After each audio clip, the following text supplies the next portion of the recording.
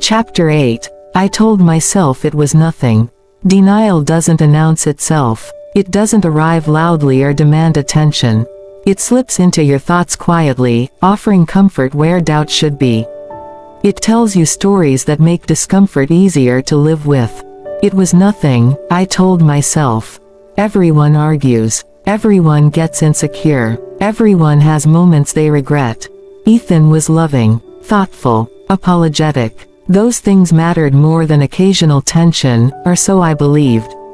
When I caught myself hesitating before speaking, I blamed my own anxiety.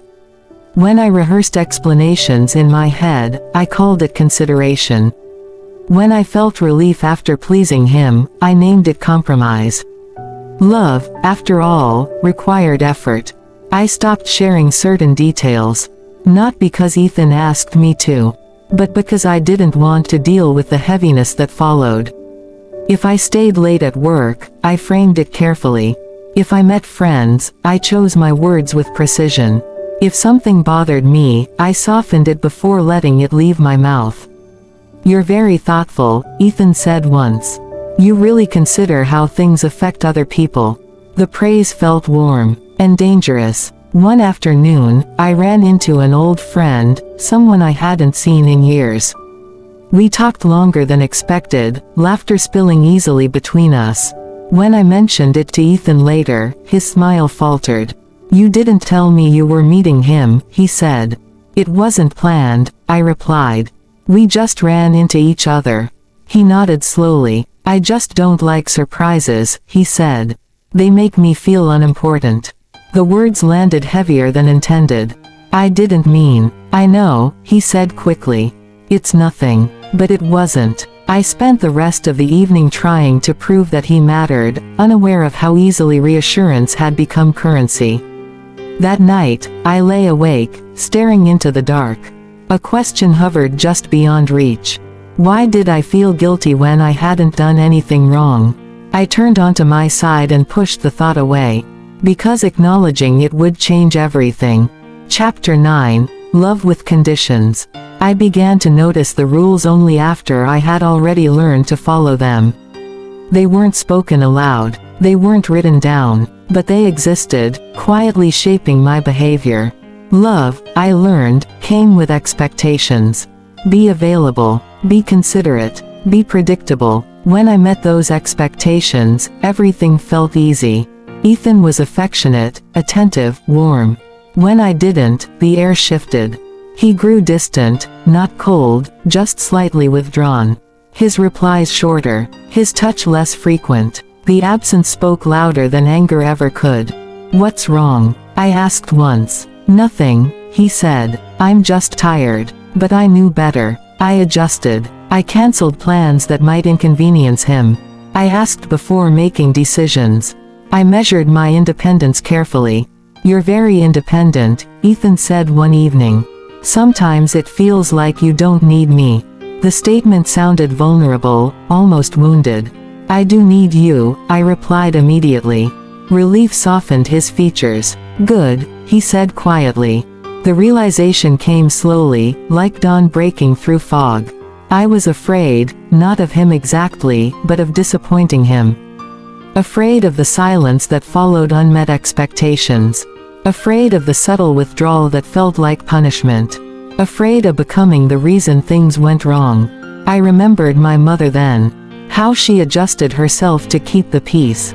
How she called it love. One night, as Ethan slept beside me, I stared at the ceiling and tried to name what I was feeling.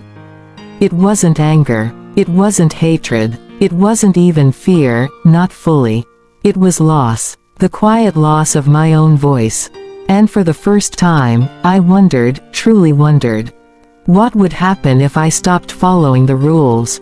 Chapter 10. Walking on Invisible Glass. I became careful in ways I didn't recognize at first. Careful with my tone. Careful with my timing. Careful with my honesty. Every interaction felt like stepping onto invisible glass, nothing visibly sharp, nothing obviously dangerous, yet always the risk of cutting myself if I moved the wrong way. Ethan hadn't changed dramatically. That was the confusing part. He still kissed my forehead when I was tired. Still held my hand in public. Still told me he loved me. But beneath the tenderness lived something fragile, an unspoken tension that required constant management. When I laughed too freely with someone else, I felt it. When I chose myself too easily, I felt it. When I hesitated before agreeing, I felt it. "You're quiet tonight," Ethan said during dinner one evening. "I'm just thinking," I replied.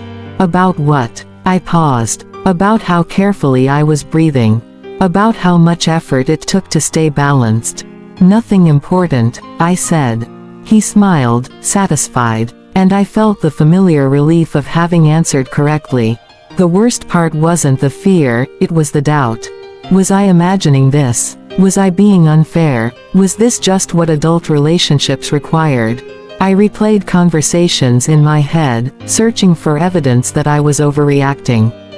Ethan never yelled. He never insulted me. He never told me what I could or couldn't do. So why did I feel smaller? One afternoon, I declined an invitation to see my friends because Ethan seemed distant. "You don't have to stay," he said when I mentioned my plans. "Do whatever you want." But the words felt hollow. I stayed. Later, as we sat together in silence, he squeezed my hand. "I appreciate you choosing me," he said. Something in my chest tightened. Had it been a choice, or an expectation? That night, I stood in the bathroom, staring at my reflection. I looked the same, but I felt altered, as if parts of me were slowly being negotiated away, quietly, politely, without protest. Chapter 11, The Words I Swallowed. I learned to swallow words the way people learn to swallow pills, quickly, without tasting them. The first ones were small. "I don't like that. That makes me uncomfortable. I need space." Each time I considered saying them, a voice in my head interrupted. "It's not worth the tension.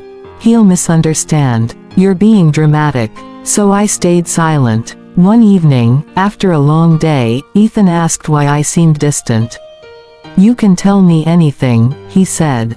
"I just want us to be honest." The invitation felt sincere, dangerously so. "I feel like I'm always careful around you," I admitted, my voice barely steady. "Like I'm afraid of upsetting you." His expression changed, not to anger, but to hurt. "I can't believe you think that," he said quietly. "I've never given you a reason to feel afraid of me." Guilt rushed in. "That's not what I meant," I said quickly. You know how hard I try," he continued. "I just want to love you the right way." The conversation shifted. Suddenly, I was the one apologizing. "I'm sorry," I said. "I didn't mean to accuse you of anything." He relaxed then, pulling me into his arms. "I just need you to trust me," he said. I nodded against his chest, my words dissolving before they could be spoken. Later that night, alone in bed, I replayed the moment again and again.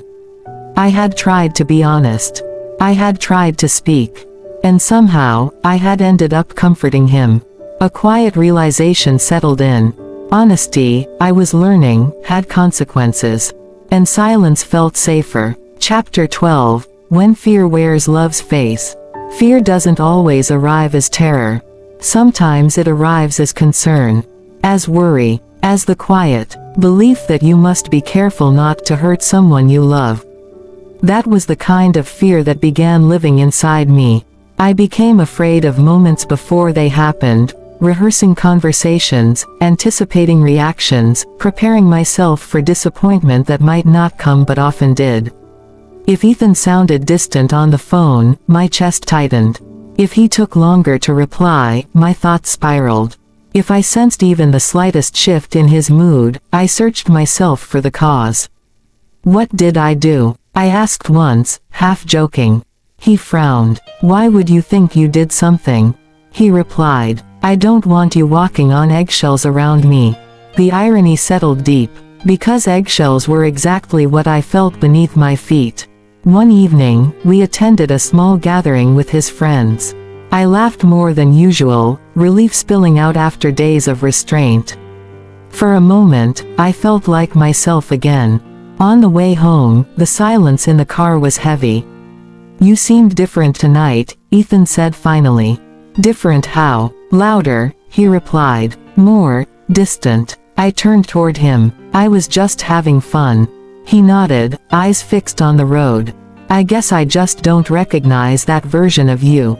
Fear crept in. "I didn't mean anything by it," I said quickly. "I know," he said. "I just miss you when you're like that." The words wrapped around me, not as comfort, but as warning. That night, lying beside him, I stared into the dark. I wasn't afraid of his anger. I was afraid of losing his affection. And somehow, that fear felt worse. Chapter 13, Promises and Patterns. Patterns don't look like patterns when you're inside them. They look like coincidence, like misunderstanding, like love trying to survive imperfection. Ethan apologized often. "I shouldn't have said that.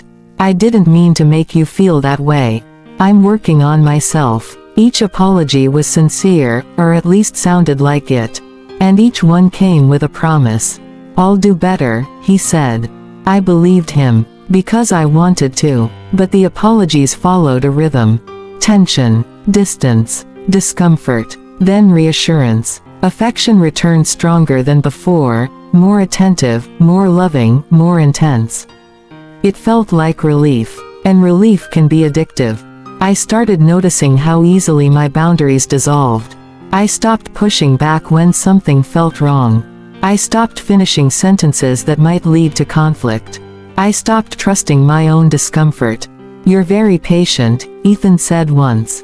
Most people wouldn't be. The comment made me pause. Was patience a virtue, or a warning sign? One night, after a particularly tender evening, Ethan held my face in his hands. "I don't ever want to lose you," he said. "You're the best thing in my life." My heart ached. "I'm not going anywhere," I replied. The promise slipped out easily. Too easily. Later, alone with my thoughts, a realization surfaced, quiet but unrelenting. Love wasn't supposed to feel like a cycle you couldn't escape. And yet, here I was, repeating the same steps, believing the same promises, hoping for a different outcome. Patterns, I was learning, are hardest to break when they're wrapped in love. Chapter 14, The Version of Me I Lost. I couldn't remember when I had last felt light. Not happy, just light. Unburdened. Free inside my own thoughts. The realization came quietly one morning as I stood in front of the mirror, brushing my hair. My reflection looked familiar, yet distant, like a photograph of someone I used to know. I smiled less now, spoke softer, paused before every sentence. I had become someone careful. At work, I was confident. Capable. Certain. At home, I was measured. Negotiable. Adjustable. The contrast unsettled me. I caught myself declining invitations without hesitation. "It's just easier this way," I told myself. Easier than explaining. Easier than reassuring. Easier than managing disappointment. "You don't see your friends much anymore," Ethan noted one evening, his tone casual. "I'm just busy," I replied. He smiled, seemingly satisfied. "I like having you to myself," he said. The words landed gently, but they stayed. Later that night, memories surfaced. The woman who laughed loudly without apology. Who disagreed without fear. Who believed that love expanded you instead of shrinking you. I missed her. The grief surprised me. Because no one had taken her away. I had let her go, piece by piece, believing that sacrifice was proof of love. As I lay beside Ethan, listening to his steady breathing, a question echoed inside me. When did loving him begin to cost me myself? Chapter 15, Loving Someone Who Was Breaking. I began to see Ethan differently. Not as someone who was hurting me, but as someone who was hurting. His silences, his insecurities, his need for reassurance, they all pointed to something fractured beneath the surface. And compassion can be dangerous when it replaces self-preservation. One night, after a long pause between us, Ethan spoke softly. I know I'm not easy to love, he said. I'm trying, though. I really am. My chest tightened. I know, I replied. He looked at me then, vulnerable, exposed. Please don't give up on me.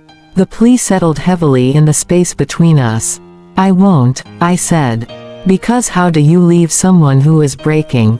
Especially when they insist they're breaking because they love you too much. I started excusing things I never would have before. He's had a hard life. He's just afraid. He doesn't mean it. Each justification built a bridge over my discomfort, making it easier to cross, harder to stop. You understand me better than anyone, Ethan said once. That's why this works. The responsibility embedded in the compliment made my breath hitch. Late one night, unable to sleep, I scrolled through old photos on my phone. Pictures of me before Ethan. Before the carefulness. Before the constant self-monitoring. I looked happier, not because I was loved less, but because I belonged fully to myself. Tears slipped silently down my temples. For the first time, the thought appeared, fragile but undeniable. Love should not feel like survival.